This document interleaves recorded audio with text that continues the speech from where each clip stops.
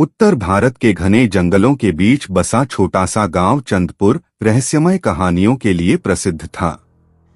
गांव में एक भयानक कथा थी चुड़ैल की। कहा जाता था कि यह बदले की प्यास से भरी आत्मा जंगल के किनारे भटकती है और उन लोगों को अपना शिकार बनाती है जो अंधेरे के बाद वहां जाने की हिम्मत करते हैं। रेखा गांव की एक निडर और जिज्ञासु लड़की थी। उसे इन कहानियों पर यकीन नहीं था। वह इन्हें सिर्फ बुजुर्गों की डराने वाली बातें मानती थी। एक दिन उसने यह साबित करने की ठान ली कि चुड़ैल की कहानी महज एक अफवाह है।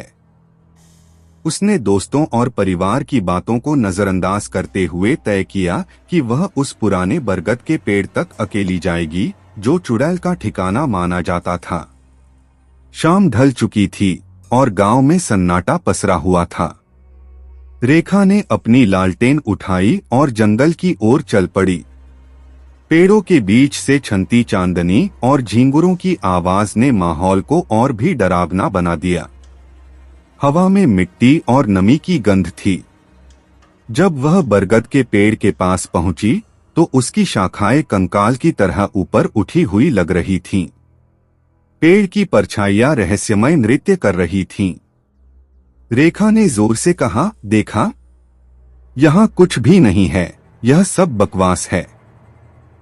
तभी एक मीठी और मर्मस्पर्शी धुन ने उसके कानों में दस्तक दी। यह एक महिला की आवाज थी, मानो कोई लोरी गा रही हो। वह आवाज हर दिशा से आ रही थी, पर कोई दिखाई नहीं दे रहा था। रेखा की रीढ़ में सिहरन दौड़ गई। उसने कांपती आवाज में पूछा, कौन है वहां? गहरी खामोशी के बाद एक धीमी मगर डरावनी फुसफुसाहट सुनाई दी, तुझे यहाँ नहीं आना चाहिए था। रेखा ने लालटेन की रोशनी को चारों ओर घुमाया।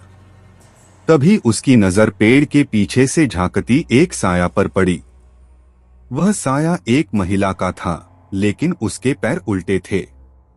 उसका चेहरा घूंघट में छिपा हुआ था। रेखा के होश उड़ गए। उसने भागने की कोशिश की, लेकिन उसके पैर जैसे जमीन से चिपक गए। उस औरत ने अपनी नुकीली हड्डी जैसी उंगलियां उसकी ओर बढ़ाई और गहरे स्वर में कहा, अब तू भी मेरे साथ यहाँ रुकेगी। उस रात रेखा वापस गांव नहीं लौटी। लोग कहते हैं कि वह चुड़ैल का शिकार बन गई। और अब जब कोई बरगद के पास जाता है तो रेखा की चीखें सुनाई देती हैं। चंदपुर में अब अंधेरे के बाद कोई जंगल की ओर नहीं जाता। चुड़ैल और उसकी नई शिकार की कहानी वहां की हवा में घुल चुकी है। हेलो दोस्तों, उम्मीद है कि आपको ये स्टोरी अच्छी लगी होगी। स्टोरी अच्छी लगी हो तो स्टोरी को लाइक और अपने दोस्तों के साथ शेयर करें। तो मिलते हैं फिर ऐसी ही स्टोरी में नेक्स्ट स्टोरी वीडियो में। अगर आप इस चैनल पर नए हैं तो आप मेरे इस YouTube चैनल स्टोरी अड्डा बाय DK को सब्सक्राइब करें। Thanks for watching.